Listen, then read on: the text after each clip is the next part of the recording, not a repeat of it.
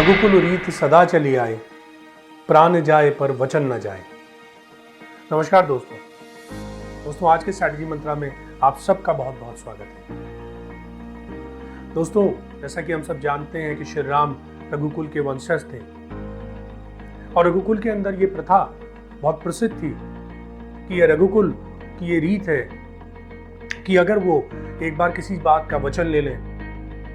तो अपना कुछ भी न्यौछावर करना पड़े पर वो अपने वचन से पीछे नहीं हटते थे। अपने प्राण ही क्यों ना न्यौछावर करने पड़े पर वो अपने वचन को पूरा ही करते थे।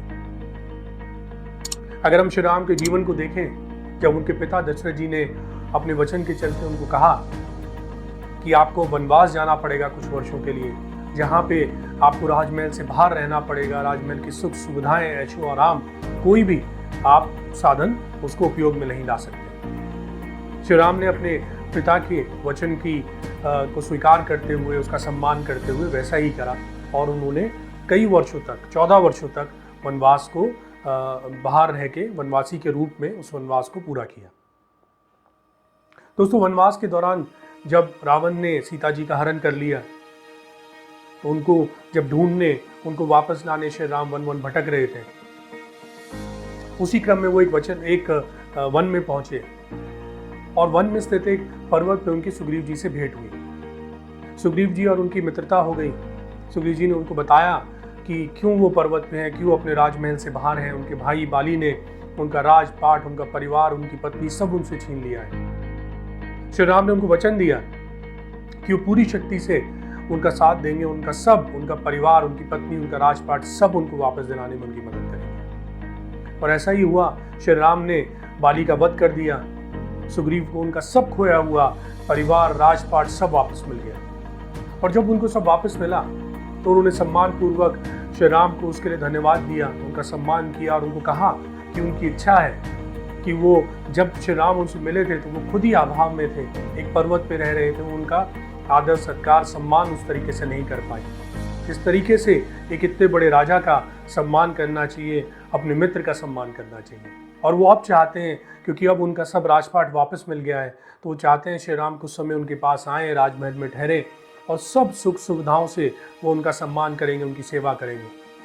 उनका आदर सत्कार करेंगे। पर श्री राम ने उनको प्रणाम किया, उनको धन्यवाद दिया और उनको कहा, क्योंकि वो वचन से बंधे हैं, उनको ऐसा वचन उन्होंने लिया है कि वो वनवासी की तरह पे रहेंगे, राजमहल में नहीं रहेंगे, सुख सुविधाओं का भोग वो नहीं करेंगे। तो वो पास ही की एक गुफा में कुछ समय तक वहीं रहे।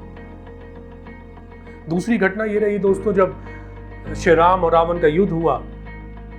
और युद्ध में श्री राम ने रावण का वध कर दिया।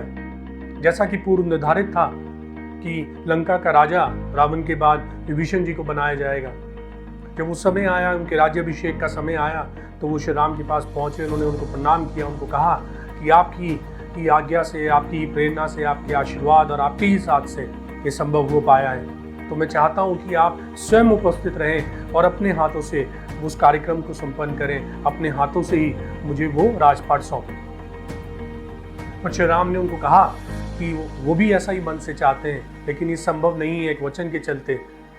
और वो जब तक उनका ये वचन पूरा नहीं हो जाता, वनवास की अवधि पूरी नहीं हो जाती, तब तक वो राजमहल में कदम भी नहीं रख सकते। और उन्होंने अपने भ्राता लक्ष्मण को, उनके साथ अपने सभी साथियों, हनुमान जी, नल, नील, जामवन, सुग्रीव जी को, सबको वहाँ पे भेजा और उनको कहा कि पूरे भव्यता से ये कार्यक्रम हो और आप सबकी उपस्थिति में मेरे आशीर्वाद से विभीषण जी का राजपाट उनको लंका का सौंपा जाए और ये कार्यक्रम संपन्न हो। दोस्तों, इन दोनों घटनाओं को अगर हम देखें तो उन दोनों घटनाओं में श्री राम को देखने वाला, इस चीज को देखने वाला कि क्या वो अपने वचन को पूरा कर रहे हैं, वहां पे कोई नहीं था। लेकिन श्री राम ने, क्योंकि वो उनका वचन था,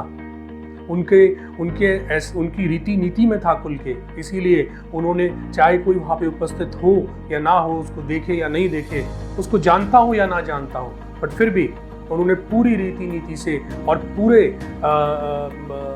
जैसा उन्होंने वचन दिया था उस वचन को पूरे तरीके से निभाया। दोस्तों, जैसा कि हम सब जानते हैं कि श्राद्धों का समय चल रहा है। एक ऐसा समय है जब हम सब लोग अपने पितरों को याद करते हैं, उनकी आत्मा की शांति के लिए प्रार्थना करते हैं, उनको श्रद्धांजलि देते हैं। तो दोस्तों, क्यों ना इन श्राद्धों में हम सब इन सब पूजा पद्धति के साथ साथ श्री राम से प्रेरणा लेते हुए अपने सब पूर्वजों को याद करें, बट उसके साथ साथ हम लोग उनके दिए हुई सीखों को भी याद करें, उनकी टीचिंग्स को भी याद करें, उनके जीवन परिचय को भी याद करें। अक्सर ये होता है कि हमारे पूर्वज जब चले जाते हैं इस जीवन से तो हम उनकी दी हुई सीख उन सबको भी भूल जाते हैं। हमारे कुल की जो एक ट्रेंड जो चला आ रहा होता है, एक जो सीख चली आ रही होती है, उन सबको हम लोग भूल जाते हैं। और हमें लगता है कि शायद क्योंकि अब वो यहाँ पे नहीं है, इसीलिए शायद उन सब रीति का, उन सब समाज की चीज़ों का, उन कुल के जो हमारे जो एक लर्निंग समय अच्छा हमें मिली है, उन सब का कोई अस्तित्व नहीं, कोई मतलब नहीं। तो दोस्तों, श्री राम से प्रेरणा लेते हुए हम लोग इस बात का ध्यान रखें कि हम लोग जब पीछे ये गौर करने का प्रयास करेंगे, एक क्षण के लिए जब हम सोचेंगे कि जो हमारे पूर्वज हैं, जब उन्होंने अपने जीवन में क्या क्या अर्जित करा, अगर हम देखें कुछ लोग ऐसे होंगे जिन्होंने अपने जीवन में, जिनके पूर्वजों ने अनेकों माइलस्टोन्स अचीव करे होंगे, चाहे वो अपने प्रोफेशन में रहे हों, चाहे वो अपनी अपनी रिस्पेक्टिव फील्ड्स में रहे हों, कोई शायद बड़े बड़े ऑथर रहे हों, कोई साइंटिस्ट रहे हों,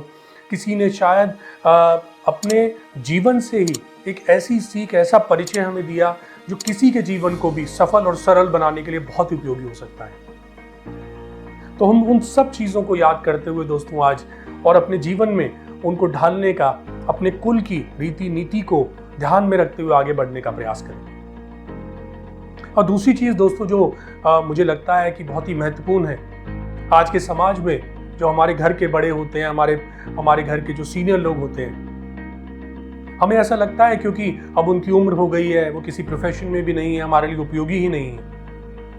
और हम सब उनको दरकिनार करते हुए उनका ध्यान नहीं रखते, उनके साथ उनकी और सब चीज़ों का ध्यान रखना तो बहुत दूर, हम समय तक उनको नहीं देते और हम सब अपने जीवन के अंदर ही केंद्रित हो जाते हैं। हमें लगता है कि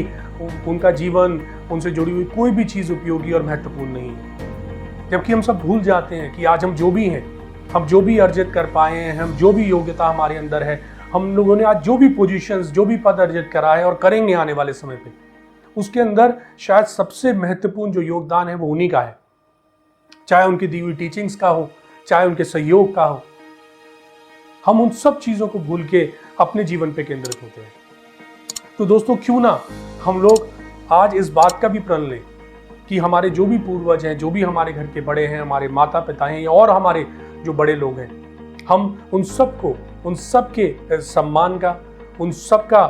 उनके इमोशंस का ध्यान रखेंगे, उनके साथ कम से कम समय बिताएंगे और कोशिश करेंगे कि कहीं भी उनको ऐसा ना लगे कि हम उनसे अलग हैं, उनके साथ कोई नहीं है, उनको समय देने वाला नहीं है, उनको सुनने वाला कोई नहीं है, उनके परिवार का अगर हम हिस्सा हैं तो हम हमेशा उनके साथ कम से कम जो भी हम अपने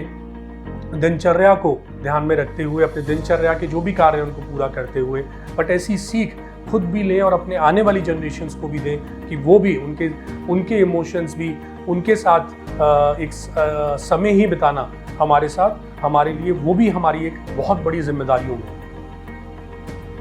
दोस्तों, मुझे एक घटना याद आती है जब एक कॉर्पोरेट जगत के काफ़ी एक कामयाब व्यक्ति से, जो बड़े एक शीर्ष पद पे थे, उनसे मिलने का मौका मिला। और जब हमारा बहुत आत्मीयता हमारे आपस में हो गई